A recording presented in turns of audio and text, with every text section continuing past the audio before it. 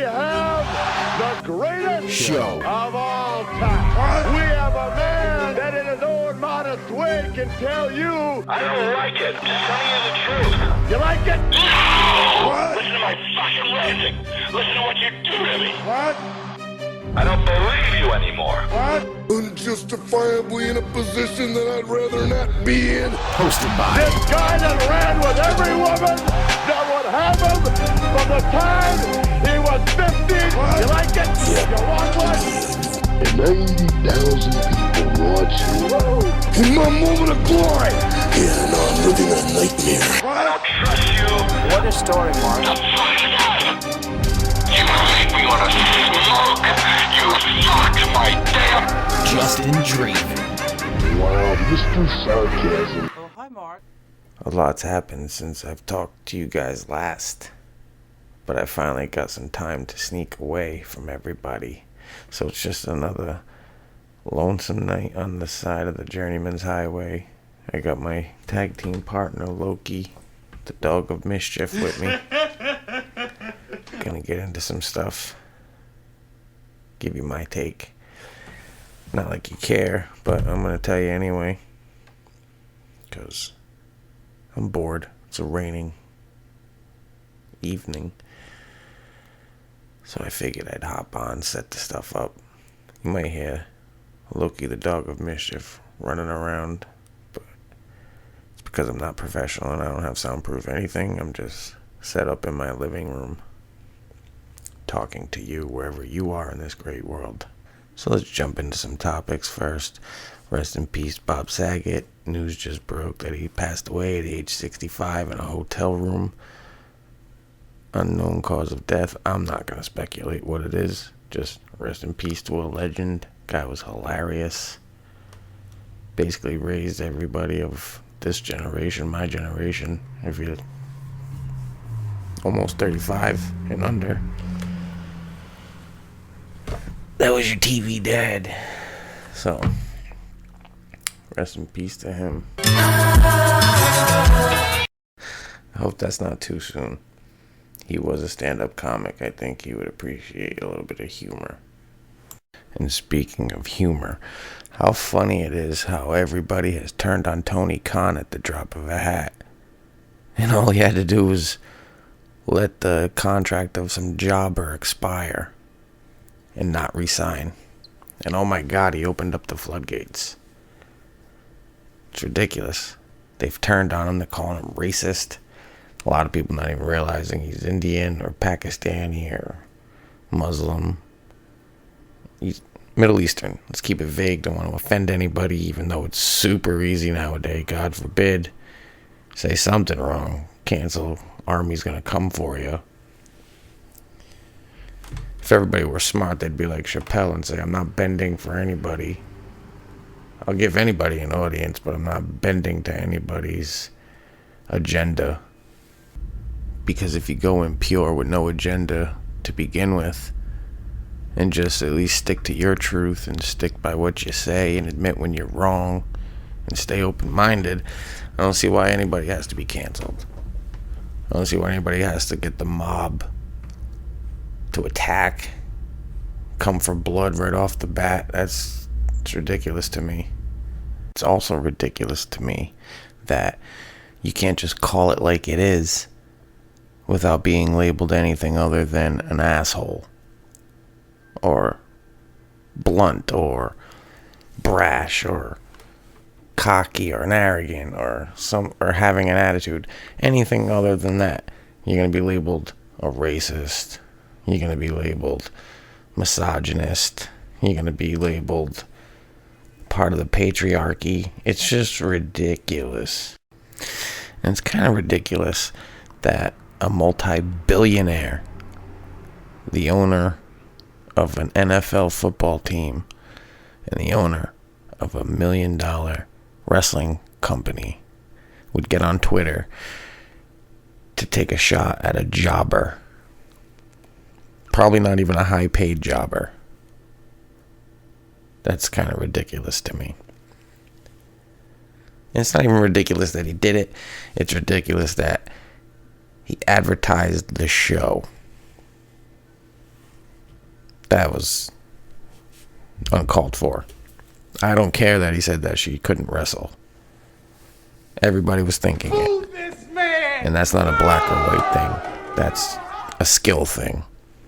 Just because she's married to a highly skilled wrestler doesn't mean by proxy or by injection she is going to be a highly skilled wrestler. It's just how it is. And plus she had health issues. And then, judging from this fiasco with the online stuff, she probably was a little bit of a hassle backstage. Why would you want to re-sign that person? I don't know. Seems crazy. At least a little bit. You don't think so? It sounds crazier to me that he didn't book her because of her skin color over the fact he didn't book her because he didn't think she was good. Brother! He gave her plenty of opportunities. I seen her all the time. I enjoyed her, but I also believe I commented she needed a lot of work. Go back and listen to my videos before. I've said it. She wasn't highly skilled. She wasn't ready. And he gave her plenty of opportunities. She couldn't deliver, unfortunately. And he didn't re-sign her. Maybe he went about it the wrong way by taking it to Twitter. But he's also apparently very thin-skinned and feels the need to defend himself all the time. Not a bad quality. Why do people have to attack him for that? Unlike Vince McMahon in WWE, who released, 120 wrestlers in the past, we'll say 7 months. Yet people criticize that. Oh, they're releasing them, but nobody's really criticizing them. And what's it matter? There's a lot of places to go to work now. He doesn't need them. So he releases them. Why keep them locked down? He realizes there's more places to work. And apparently the forbidden door's open because Mickie James, the Impact Knockouts champion, whatever the name of that championship is going to be in the female Royal Rumble. That's pretty cool. So the forbidden door's open with WWE and Impact. They have a working relationship now. Pretty cool. And another thing that's pretty cool about that is maybe we can have some crossover like AEW kinda did. I even said that in a previous video. Go back and listen. But if you're not going to listen to this, chances are you ain't going to go back and listen to that. But you should, because I've said it. But now they might have some crossover. I saw some wrestlers on Twitter saying that they wanted to come over from New Japan. So now if that starts happening, that would be awesome. And now maybe there was a reason for all the releases. Maybe they released all the people that they knew really it was a waste of time to invest in. They're keeping their main stars.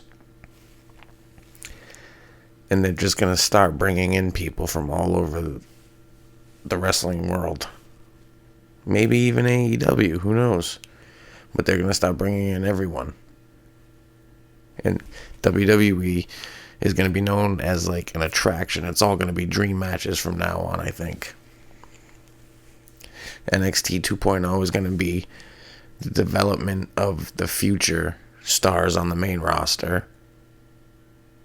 And they're just going to keep bringing in people. They're not going to hire anyone full time. They're just going to keep bringing in for dream matches. Which is kind of cool if you think about it. And then maybe something different happens in the future. Maybe he buys everybody again. Who knows? But it's pretty cool now if WWE at least has the foresight to maybe start working with everybody Or maybe they're just doing something good for the fans before they sell. Who knows? Who knows? Who knows? Who knows? I'll tell you who acts like they do know. All those marked channels. All the real reason for the releases. The real reason for this. Why would you say that? You don't know. You don't know. You're all talking out your ass. That's why I don't try to give scoops. That's why none of that crap. But I don't know. Maybe I gotta talk with a wacky voice for people to listen. Give out a fake spoiler. Clickbait headline. Then I'll get thousands of views. No. I don't have an agenda, though.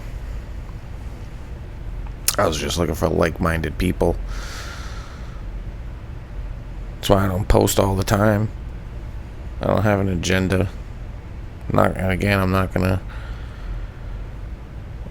gonna say it again. It's a broken record.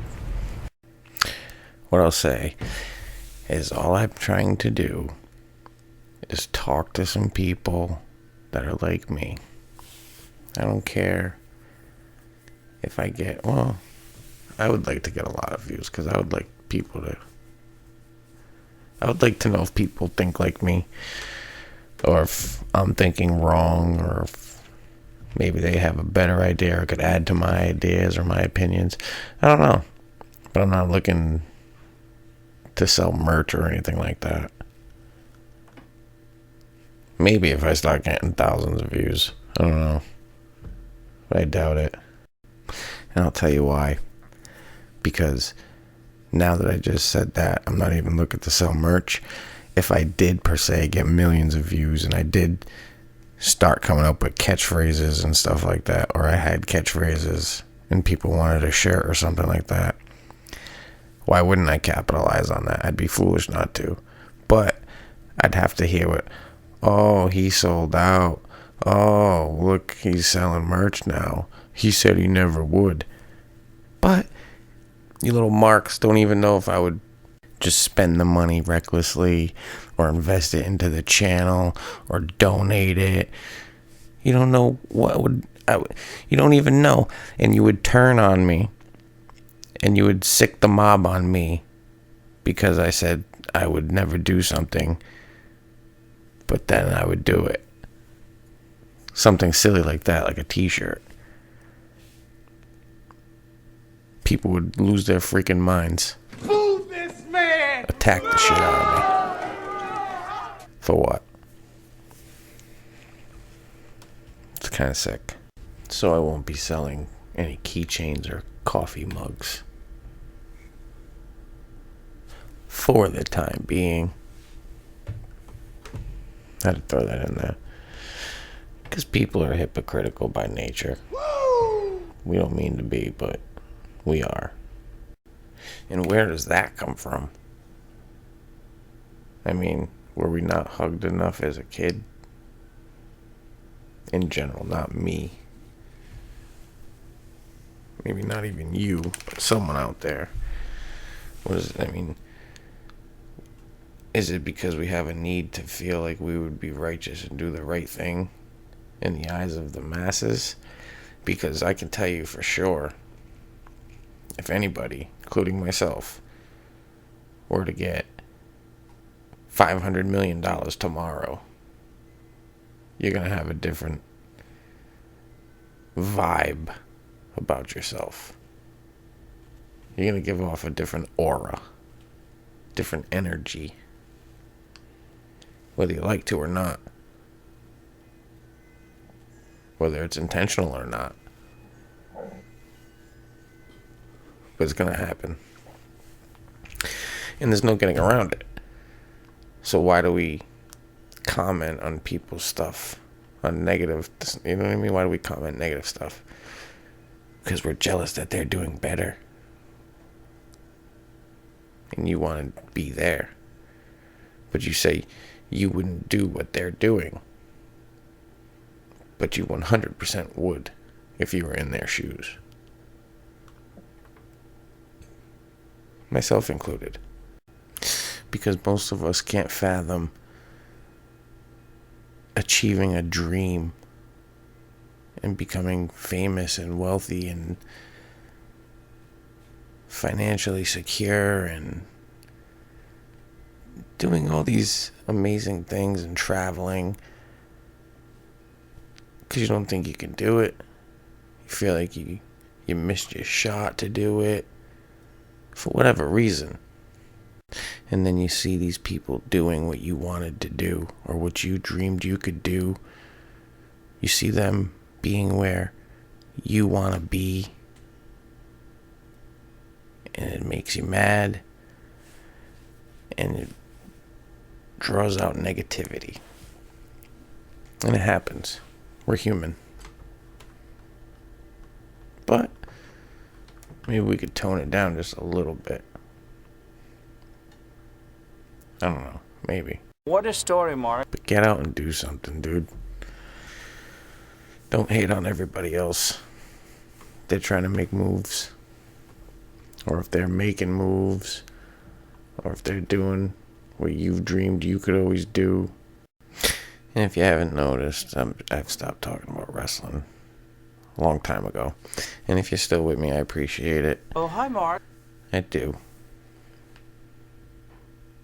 Talked it out tonight. Good job. I'm trying to be more open form conversation with some wrestling sprinkled in. I think I've said that before. So if you don't like it, write a little nasty comment down below. That's fine. Today I got time, cuz. I'm just having some fun. Because you know what they say. Sticks and stones may break my bones, but something always offends a fat